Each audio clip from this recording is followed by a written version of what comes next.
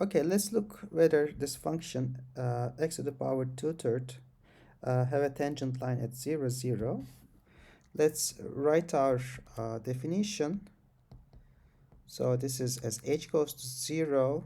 So this time our x coordinate is 0. So this is f0 plus h minus f of 0 divided by h. Now what is this limit? Let's look at it. So this is h to the power 2/3 minus 0 divided by h. And this means we have h to the power 1/3 in the denominator.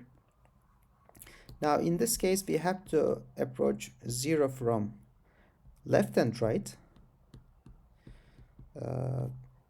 In the right hand side this expression is positive, so this whole limit is going to plus infinity.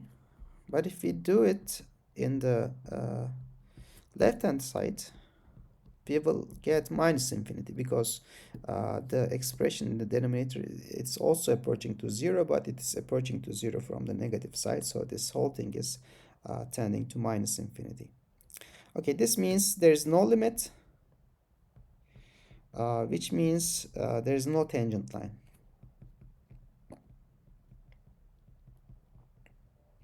Okay, so what does the graph look like?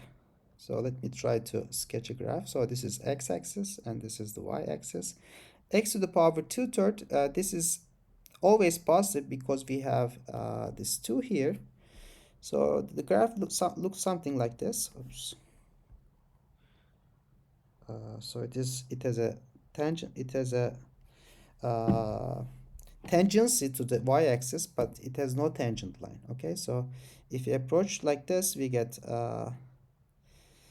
okay, so it will be something like this. We cannot define the tangent line.